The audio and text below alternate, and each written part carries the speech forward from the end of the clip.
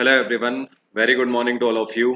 आज के दिन की शुरुआत करेंगे 7 जून 2021 के इंपॉर्टेंट करंट अफेयर के साथ। पूरा वीडियो इंपॉर्टेंट है, इसलिए ध्यान से देखिएगा हर एक क्वेश्चन। पीडीएफ का लिंक वीडियो के डिस्क्रिप्शन बॉक्स में है, तो आप डायरेक्टली डाउनलोड कर सकते हो पीडीएफ वहां से। और ऐसे स्टूडेंट जिन्होंने अभी तक टेलीग्राम चैनल नहीं ज्वाइन किया है, तो आपको टेलीग्राम का लिंक भी वीडियो के डिस्क्रिप्शन में मिल जाएगा।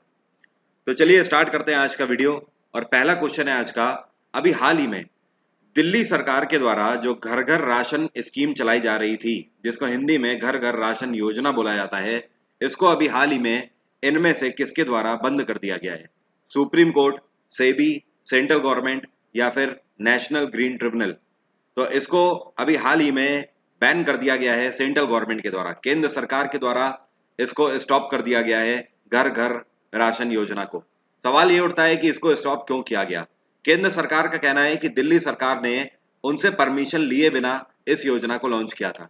इस योजना के बारे में आपको बता देता हूं। यहाँ पर घर घर रेशन योजना का मेन मकसद यह है कि कोविड पैंडेमिक के तहत अरविंद केजरीवाल की सरकार का इसके तहत यह प्रॉमिस था कि जो बिलो पॉवर्टी लाइन लोग हैं, गरीबी रेखा के नीचे हैं, उनको राशन लेने जाने की जरूरत नहीं पड़ेगी, उनके घर पे ही उनको मंथली राशन पहुंचा दिया जाएगा। तो ये स्कीम है घर घर रेशन योजना। इसके तहत पूरी दिल्ली के अंदर 72 लाख लोग इसके बेनिफिशियरी हैं। तो 72 लाख लोगों को इसका फायदा मिल रहा था घर घर राशन योजना को। अब देखने वाली बात होती है कि ये कब से रिज्यूम होती है। फिलहाल इसको बैन कर दिया गया है। अगला क्वेश्चन है, Mamata Banerjee appointed whom as the national general secretary of TMC? Mamata Banerjee के द्वारा अभी हाल ही में टीएमसी मतलब तृणमूल कांग्रेस, जो कि उनकी पार्टी है, इस पार्टी के राष्ट्रीय महासचिव के रूप में किसको अपॉइंट किया गया है? ममता बनर्जी ने अभिषेक बनर्जी को अपॉइंट किया है टीएमसी के राष्ट्रीय महासचिव मतलब नेशनल जनरल सेक्रेटरी के रूप में अपॉइंट किया है। आपको बता दूं, अभिषेक बनर्जी ममता बनर्जी के भतीजे हैं, तो इन्होंने अपने भतीजे को अपॉइंट किया है। और टीएमसी जो तृणमूल कांग्रेस है, ममता बनर्जी की पार्टी, इसने इस बार विधानसभा के इलेक्शन में कितनी सीटें जीती? इस पार्टी को 213 सीटें पर विजयी प्राप्त हुई। और ममता बनर्जी लेकिन अपनी कॉन्स्टिट्यूएंसी से हार गई थी। और ध्यान रखिएगा, ऐसे में क्या होता है, अगले 180 दिन के अंदर ममता बनर्जी को मेंबर बनकर आना पड़ेगा स्टेट लेजिस्लेचर का। अगर वो मेंबर नहीं बन पाती हैं, तो उस केस में उन्हें इस्तीफा भी देना पड़ सकता है। अगला क्वेश्चन है, नासा के द्वारा अभी हाल ही में 2 मिशन लॉन्च किए गए हैं, और इन दोनों मिशन में से एक का नाम है दा विंसी और दूसरे का नाम है वेरिटास।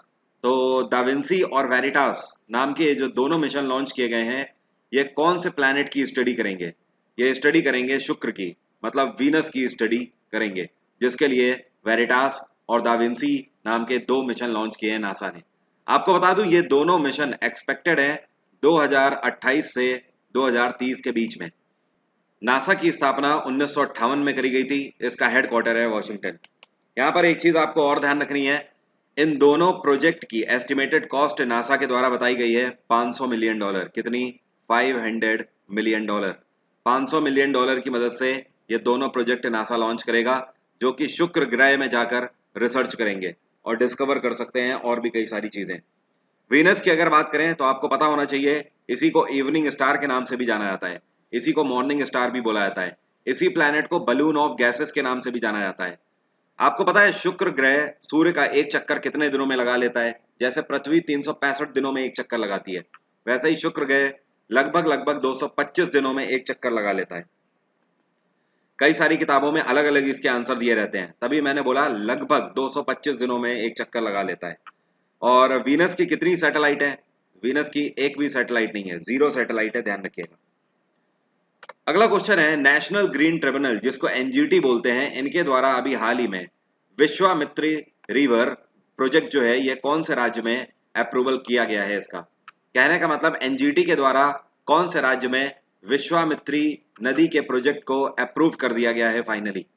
तो ये है गुजरात के अंदर। गुजरात का कौन सा डिस्ट्रिक्ट?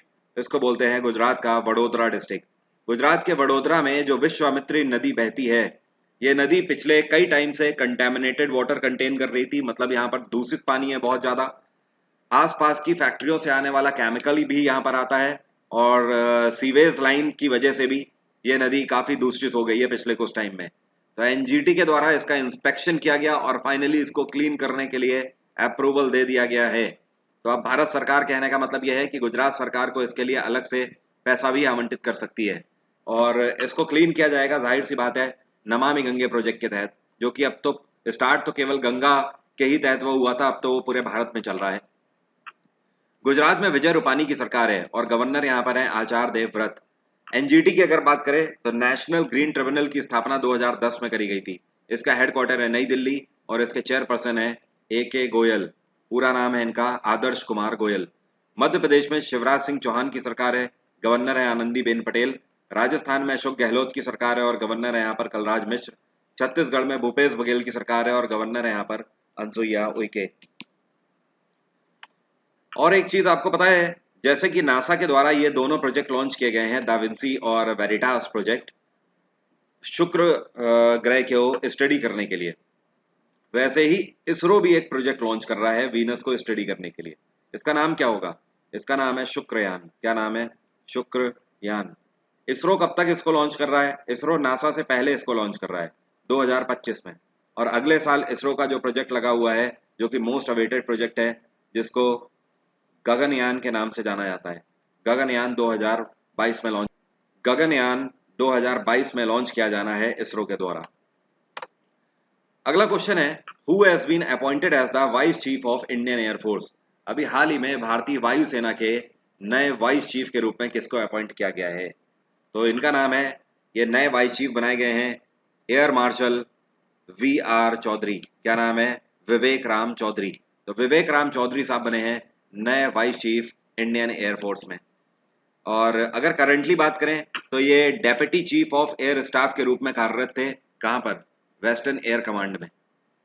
इंडियन एयरफोर्स की स्थापना 1932 में करी गई थी और इंडियन एयरफोर्स डे हम लोग कब मनाते हैं? ये 8 अक्टूबर को हर साल मनाया जाता है। और एयर फोर्स के इस टाइम पे चीफ कौन है, जिनको एयर चीफ मार्शल के नाम से जाना जाता है? ये हैं RK सिंह भदौरिया। अगला क्वेश्चन है, अभी हाल ही में RBI के द्वारा नई मॉनिटरी पॉलिसीज लॉन्च करी गई हैं। ये नई मॉनिटरी पॉलिसी के तहत इस टाइम पर RBI के द्वारा रेपो रेट कितना जारी किया गया है? RBI की नई मॉनिटरी पॉलिसी के आधार पर रेपो रेट में कोई चेंज नहीं हुआ है। पहले भी 4% था और अभी भी 4% ही है। आपको पता है रेपो रेट होता क्या है?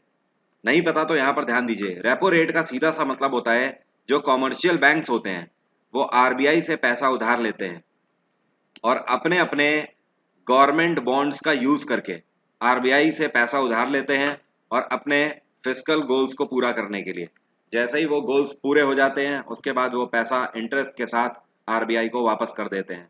तो ये जो 4% है, ये वही है रेपो रेट, कि कॉमर्शियल बैंक अपने फिस्कल गोल्स को पूरा करने के लिए RBI से जो पैसा लेंगे उस पर कितना परसेंट ब्याज उन्हें देना होगा? 4% का ब्याज देना होगा। ठीक है। RBI की स्थापना 1934 एक्ट के तहत 1935 में करी गई थी। इसका हेडक्वार्टर है मुंबई और RBI के गवर्नर हैं शक्तिकांत दास। शक्तिकांत दास 25वें गवर्नर हैं RBI के।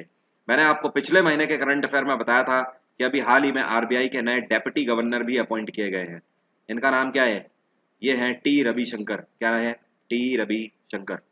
T रविशंकर ने BP कानूनगो को सक्सीड किया। किसको? BP कानूनगो रिटायर हुए, तब जाकर T रविशंकर बने हैं नए डेप्यूटी गवर्नर। अगला क्वेश्चन है, ये कौन सा देश है जो कि वर्ल्ड एनवायरनमेंट डे 2021 का ग्लोबल होस्ट है? मतलब कहने का, इस बार का जो एनवायरनमेंट दिवस मनाया गया उसको ग्लोबली होस्ट किया गया कौन से देश के द्वारा? तो यूनाइटेड नेशंस एनवायरनमेंट प्रोग्राम, जो UNEP कहलाता है, इनके द्वारा पाकिस्तान को वर्ल्ड एनवायरनमेंट डे का ग्लोबल होस्ट डिक्लेयर किया गया है। तो correct answer is Pakistan. Pakistan की कैपिटल है इस्लामाबाद, नॉर्वे की कैपिटल है ओस्लो, फ्रांस की कैपिटल है पेरिस और भारत की कैपिटल है नई दिल्ली। पाकिस्तान में इमरान खान की सरकार है और इनकी पार्टी का नाम है तहरीक इंसाफ। अब अगर UNEP की बात करें, यूनाइटेड नेशंस एनवायरनमेंट प्रोग्राम, इसकी स्थापना 1972 में करी गई थी। इसका हेडक्वार्टर है कीनिया की कैपिटल नैरोबी और इसके इस टाइम पे हेड कौन है? इनका नाम है इंगर एंडरसन। क्या नाम है? Inger Anderson. और एक चीज और ध्यान रखिए, 5 जून को, परसों के दिन, हम लोगों ने वर्ल्ड एनवायरनमेंट डे मनाया। तो इस बार की थीम क्या थी? आपके सामने लिखी हुई है। इस बार की थीम थी इकोसिस्टम रेस्टोरेशन। रेस्टोरेशन का मतलब होता है मरम्मत करना, कि हमें अपने एनवायरनमेंट की मरम्मत करके रखनी है, उसे स्वच्छ हमेशा रखना है। अगला क्वेश्चन है, ये कौन सा डिजिटल प्लेटफॉर्म है जिसके द्वारा अभी हाल ही में डोनाल्ड ट्रंप का अकाउंट अगले 2 साल के लिए सस्पेंड कर दिया गया। ये डिजिटल प्लेटफॉर्म है फेसबुक। फेसबुक ने डोनाल्ड ट्रंप के प्लेटफॉर्म को 2023 तक के लिए बैन कर दिया है। और डोनाल्ड ट्रंप ने इसके तहत एक बात कही है कि फेसबुक ने ये मेरी इंसल्ट नहीं करी है। इन्होंने कहा कि फेसबुक ने 7.5 करोड़ उन लोगों की इंसल्ट करी है जिन लोगों ने मुझे वोट दिया था। बाय द वे, फेसबुक की अगर बात करें तो फेसबुक की स्थापना 2004 में करी गई थी। गूगल की स्थापना 1998 में करी गई है। यूट्यूब की स्थापना 2005 में और ट्विटर की स्थापना 2006 में करी गई। और बाय द वे आपको बता दूं, ये जो अकाउंट सस्पेंड किया है ये क्यों किया है, क्योंकि डोनाल्ड ट्रंप अपने भड़काऊ भाषणों की वजह से जाने जाते हैं। पिछले कुछ टाइम में एक बार 1 हफ्ते के लिए यूट्यूब के द्वारा भी इनका अकाउंट सस्पेंड किया जा चुका है। ट्विटर ने तो इनका अकाउंट परमानेंटली ही बैन कर दिया है और अब फेसबुक के द्वारा 2 साल के लिए बैन हो गए। और फेसबुक के ओनर कौन है? Mark Zuckerberg. अगला क्वेश्चन है, अमेरिका के द्वारा अभी हाल ही में कितनी चाइनीज टेक्नोलॉजी कंपनीज को बैन कर दिया गया है? तो अमेरिका ने टोटल 28 चाइनीज टेक्नोलॉजी कंपनी को बैन कर दिया है। आपको बता दूं, डोनाल्ड ट्रंप के द्वारा चाइनीज कंपनी को बैन करने के बाद उनके लिए एक ब्लैक लिस्ट बनाई गई थी। तो उसी ब्लैक लिस्ट में जे बिडेन की सरकार के द्वारा इन 28 कंपनी को भी डाल दिया गया है। तो ब्लैक लिस्ट में चली गई है 28 कंपनियां जो कि चाइना में टेक्नोलॉजी में व्यापार करती थी। और अमेरिका का कहना है कि जो चाइनीज टेक कंपनीज हैं ये अमेरिका के अंदर लीगल राइट्स का वायलेशन कर रही हैं। मतलब कहने का, इनके जो सॉफ्टवेयर्स हैं ये सॉफ्टवेयर कहीं ना कहीं स्पाई एक्टिविटीज में शामिल रहते हैं। अमेरिका का आरोप है कि चाइनीज सॉफ्टवेयर काफी हद तक आपके डेटा को हैक करने का काम करते हैं जो कि सिक्योर नहीं है आपके लिए। और अमेरिका में सरकार किसकी है? जे बिडेन की सरकार है। यहाँ की उपराष्ट्रपति हैं कमाला हैरिस। चाइना में सरकार किसकी है? यहाँ पर शी जिनपिंग की सरकार है।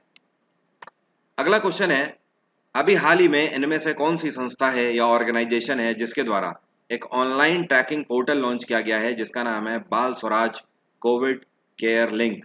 ये बच्चों के लिए लॉन्च किया गया है। इसको लॉन्च किया गया है एनसीपीसीआर के द्वारा। एनसीपीसीआर को बोलते हैं national commission for protection of children right. क्या बोलते हैं? एक बार मैं फिर से बोल रहा हूँ, national commission for protection of children rights. तो एनसीपीसीआर के द्वारा ये एक पोर्टल लॉन्च किया गया है। ये पोर्टल ऐसे बच्चों के लिए लॉन्च किया गया है जिन्होंने कोविड पैंडेमिक के तहत अभी अपने माँ बाप को खो दिया है, जिनके माँ बाप इस दुनिया में नहीं रहे। तो उनकी देखभाल करने के लिए बाल स्वराज पोर्टल पर अगर आप ऐसे किसी बच्चे की मदद करना चाहते हो तो आप उसको यहाँ पर रजिस्टर कर सकते हो और सरकार की तरफ से उस बच्चे को उसी के घर में प्रॉपर ट्रैक किया जाएगा कि वो बच्चा पढ़ाई कर रहा है या नहीं कर रहा है। साथ में उसकी देखभाल भी करी जाएगी। ये सब एनसीपीसीआर के द्वारा लॉन्च किए गए बाल स्वराज पोर्टल के थ्रू पॉसिबल हो पाएगा। इसको लॉन्च किया गया है स्मृति ईरानी के द्वारा क्योंकि उनके पास women and child development ministry है। और अगर एनसीपीसीआर की अगर हम बात करें तो इसकी स्थापना 2007 में करी गई थी। इसका हेडक्वार्टर है नई दिल्ली और इसके इस टाइम पे चेयरपर्सन है प्रियांक कानूनगो। क्या नाम है? प्रियांक कानूनगो। और ये जो बाल Swaraj Covid care link launch किया गया है, आपको पता है ये protection of child right act 2005 के तहत लॉन्च किया गया है। और ये जो एनसीपीसीआर है ये भी protection of child right act 2005 के ही तहत इसकी स्थापना भी करी गई थी। तभी इसकी स्थापना आप देख रहे हो 2007 में करी गई। ये क्वेश्चन काफी इंपॉर्टेंट है, आज का सबसे बेहतरीन क्वेश्चन और काफी इंटरेस्टिंग न्यूज है। ये कौन सी राज्य सरकार है जिसने अभी हाल ही में मुख्यमंत्री अनुप्रति कोचिंग योजना लॉन्च करी है? यह है राजस्थान में अशोक गहलोत की सरकार। इनके द्वारा मुख्यमंत्री अनुप्रति कोचिंग योजना लॉन्च करी गई है। अब समझो ये अनुप्रति कोचिंग योजना है क्या। पहली बात तो ये कि ऐसी योजना आज तक किसी भी राज्य सरकार के द्वारा नहीं लॉन्च करी गई है पूरे भारत में।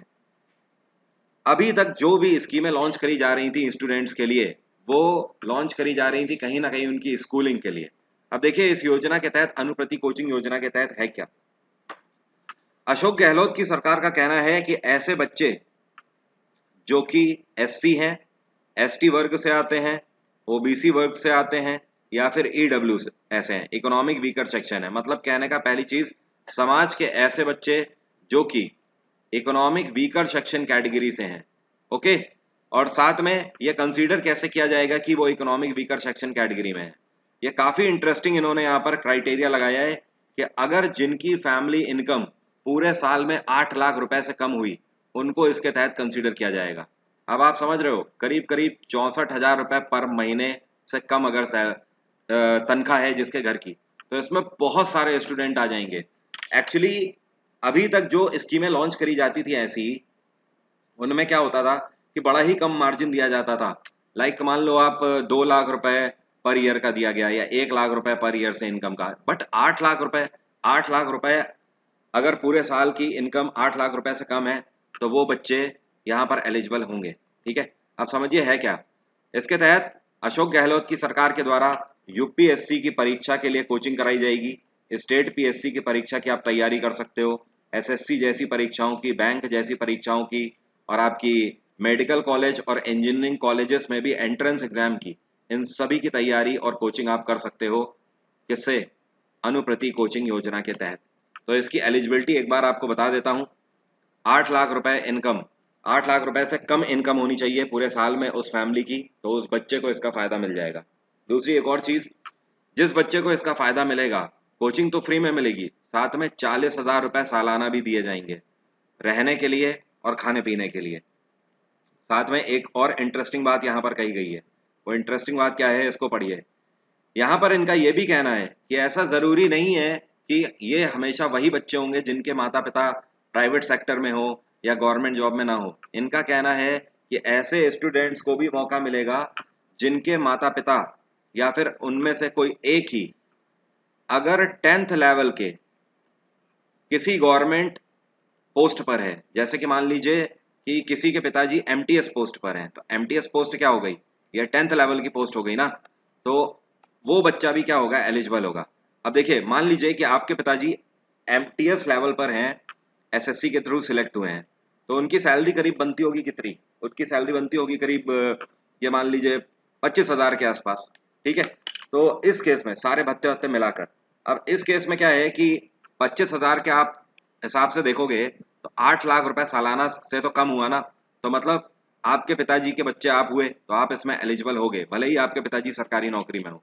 तो वो यहाँ पर है कि मैट्रिक लेवल परीक्षा अगर आपके पेरेंट दे चुके हैं और उसमें अगर नौकरी कर रहे हैं तो भी आप एलिजिबल हो। तो ये है राजस्थान में अशोक गहलोत की सरकार, काफी इंपॉर्टेंट है, ध्यान रखिएगा। क्या नाम है? मुख्यमंत्री अनुप्रति कोचिंग योजना। अगला क्वेश्चन है, कौन सी राज्य सरकार है जो कि वन महोत्सव के तहत 30 करोड़ पेड़ लगाएंगे? ये है उत्तर प्रदेश में योगी आदित्यनाथ की सरकार। इनके द्वारा फैसला लिया गया कि अभी जो 5 जून को हम लोगों ने पर्यावरण दिवस मनाया है, तो अब उसी के उपलक्ष्य में जुलाई के महीने में, अगले महीने वन महोत्सव लॉन्च होने जा रहा है। तो वन महोत्सव के तहत 30 करोड़ पौधे उत्तर प्रदेश सरकार पूरे प्रदेश में लगाएगी। और उत्तर प्रदेश में योगी आदित्यनाथ की सरकार है, गवर्नर है आनंदीबेन पटेल। बिहार में नीतीश कुमार की सरकार है, गवर्नर है फागू चौहान। पंजाब में अमरिंदर सिंह की सरकार है, गवर्नर है वीपी बदनौर। और हरियाणा में खट्टर सरकार है, गवर्नर है सत्यदेव नारायण आर्य। अगला क्वेश्चन है, यह कौन सी यूनिवर्सिटी है जिसने अभी हाल ही में ऐसे बच्चे जो कि कोविड पैंडेमिक के दौरान ऑर्फेन हो गए हैं, मतलब अनाथ हो गए हैं, उनको 100% फी में छूट देंगी? ये यूनिवर्सिटी कौन सी है? Banaras Hindu university, Jawaharlal Nehru university, Delhi university या फिर अलीगढ़ मुस्लिम यूनिवर्सिटी? ये है दिल्ली यूनिवर्सिटी। डीयू के द्वारा अनाउंस किया गया कि कोविड पैंडेमिक के तहत ऐसे स्टूडेंट जिन्होंने अपने माँ बाप को खो दिया है, उस केस में उस स्टूडेंट को एक भी फी पढ़ने के लिए नहीं देनी होगी, 1 रुपया भी फी देने की जरूरत नहीं है डीयू में। आप फ्री ऑफ कॉस्ट पूरी स्टडी डीयू में ले सकते हो। साथ में इतना ही नहीं, आपको हॉस्टल फैसिलिटी भी फ्री में दी जाएगी। अगला क्वेश्चन है, प्रधानमंत्री नरेंद्र मोदी के द्वारा अभी हाल ही में प्रोजेक्ट E100 लॉन्च किया गया है कौन से शहर में? तो प्रधानमंत्री नरेंद्र मोदी ने प्रोजेक्ट E100 को लॉन्च किया है पुणे से। आप समझिए E100 है क्या। E100 का मतलब यह है कि यह पर्यावरण से जुड़ा हुआ प्रोजेक्ट है। यहाँ पर ई का मतलब है इथेनॉल। क्या मतलब है? इथेनॉल। और भारत सरकार का कहना है कि पहले फेज में पूरे भारत के 100 शहरों में, इसी वजह से तो E100 इसका नाम है, पूरे 100 शहरों में इथेनॉल का डिस्ट्रीब्यूशन किया जाएगा और साथ में प्रोडक्शन पर भी जोर दिया जाएगा। इथेनॉल पता है पेट्रोल में मिलाया जाता है, और जब ये पेट्रोल में मिलाया जाता है तो पेट्रोल से पर्यावरण कम दूषित होता है। मतलब पेट्रोल क्या करता है, पॉल्यूशन कम पैदा करता है अगर इथेनॉल युक्त आप पेट्रोल यूज करते हो तो। इस वजह से इथेनॉल के सेटअप किए जाएंगे भारत भर के 100 शहरों में। और ध्यान रखिएगा, आज शाम को मेरी आपसे मुलाकात होगी, शाम को 6 बजे फिर से 6 PM। आज पॉलिटी स्टार्ट होने वाली है। आज और कल दोनों दिन पॉलिटी की क्लास होगी। क्लासेस के लिंक आपको वीडियो के डिस्क्रिप्शन में मिल जाएंगे। ऐसे स्टूडेंट जो कि पहली बार इसके बारे में सुन रहे हैं तो ध्यान रखिए, मैं इस टाइम पर 7 दिन का एक एमसीक्यू बैच चला रहा हूं जो कि सभी के लिए फ्री ऑफ कॉस्ट है अनअकैडमी पर। और इस क्लास को खोलने के लिए अनलॉक कोड है वरुण 777। आप इसका यूज करेंगे तो ही आपकी क्लास खुलेगी। तो हिस्ट्री की 2 क्लासेस हो चुकी हैं, 5 और 6 तारीख को। आज है 7 तारीख और पॉलिटी की पहली क्लास आज होगी शाम को 6 बजे। एक और चीज, ऑफर है इस टाइम पर एसएससी, बैंक, आरबीआई और रेलवे, आप चारों के सब्सक्रिप्शन मात्र इतना पे करके अनअकैडमी प्लस पर ले सकते हो। डिस्काउंट कोड है वरुण 777 और साथ में आपको 10% का एक्स्ट्रा डिस्काउंट मिलेगा और ये ऑफर मिल जाएगा इस कोड की मदद से। तो if you want then you can take the subscription from Unacademy. इस कोड का यूज आप किसी भी कैटेगरी में कर सकते हो, UPSC, IIT JEE, state PSC, railway, किसी में भी। तो आज की बात यहीं तक रहेगी। Thank you so much, have a nice day, take care, bye bye, आपका दिन मंगलमय हो।